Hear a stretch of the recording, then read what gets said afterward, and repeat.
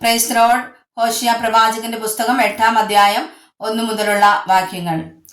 അവർ എന്റെ നിയമത്തെ ലംഘിച്ച് എന്റെ ന്യായപ്രമാണത്തിന് വിരോധമായി അതിക്രമം ചെയ്തതുകൊണ്ട് കാഹളം വായിൽ വെക്കുക, കഴുകനെ പോലെ യഹോവയുടെ ആലയത്തിന്മേൽ ചാടി വീഴുക. അവർ എന്നോട്, ദൈവമേ, ഇസ്രായേൽ ആകുന്ന ഞങ്ങൾ നിന്നെ അറിയുന്നു എന്ന് നിലവിളിക്കുന്നു. ഇസ്രായേൽ നന്മയായതിനെ ഉപേക്ഷിച്ചു കളഞ്ഞിരിക്കുന്നു. ശത്രു അവനെ പിന്തുടരട്ടെ.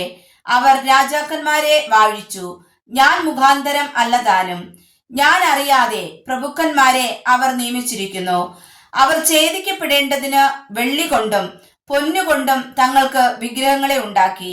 ശമരിയെ, നിന്റെ പശുക്കിടാവിനെ അവൻ വെറുക്കുന്നു. എന്റെ കോപം അവരുടെ നേരെ ജ്വലിക്കുന്നു. അവർക്ക് കുറ്റമില്ലായ്മ എത്രത്തോളം അസാധ്യമായിരിക്കും. ഇത് ഇസ്രായേലിന്റെ പണി തന്നെ. ഒരു കൗശല പണിക്കാരൻ അതിനെ ഉണ്ടാക്കി, അത് ദൈവമല്ല. ശമര്യരുടെ പശുക്കിടാവ് നുറുങ്ങിപ്പോകും. അവർ കാറ്റു വിതച്ചു, ചുഴലിക്കാറ്റ് കൊയ്യും, അതിനു തണ്ടില്ല. ഞാറ് മാവിനെ നൽകുകയുമില്ല. നൽകിയാലും അന്യജാതികൾ അതിനെ വിഴുങ്ങിക്കളയും.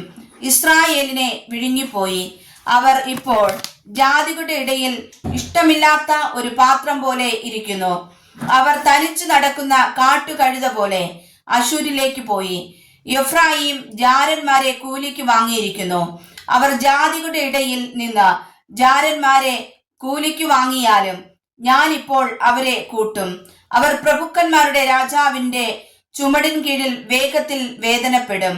എഫ്രയീം പാപ പരിഹാരത്തിനായി അനേകം യാഗപീഠങ്ങളെ ഉണ്ടാക്കിയതുകൊണ്ട് യാഗപീഠങ്ങൾ അവന് പാപഹേതുവായി തീർന്നിരിക്കുന്നു. ഞാൻ എന്റെ ന്യായപ്രമാണം അവന് 10,000 കൽപ്പനയായി എഴുതി കൊടുത്താലും അവ അപൂർവ കാര്യമായി എണ്ണപ്പെടുന്നു. അവർ എന്റെ അർപ്പണയാഗങ്ങളെ അറുത്ത് മാംസം തിന്നുന്നു, എന്നാൽ യഹോവ അവനിൽ പ്രസാദിക്കുന്നില്ല. അവയിൽ പ്രസാദിക്കുന്നില്ല. ഇപ്പോൾ അവൻ അവരുടെ അകൃത്യമോർത്ത് അവരുടെ പാപം സന്ദർശിക്കും. അവർ മിസ്രയീമിലേക്ക് മടങ്ങിപ്പോകേണ്ടി വരും. ഇസ്രായേൽ തന്നെ ഉണ്ടാക്കിയവനെ മറന്ന് മന്ദിരങ്ങളെ പണിതിരിക്കുന്നു. യഹൂദ ഉറപ്പുള്ള പട്ടണങ്ങളെ വർദ്ധിപ്പിച്ചിരിക്കുന്നു. എന്നാൽ ഞാൻ അവന്റെ പട്ടണങ്ങളിൽ തീ അയക്കും, അത് അവയിലെ അരമനകളെ ദഹിപ്പിച്ചു കളയും.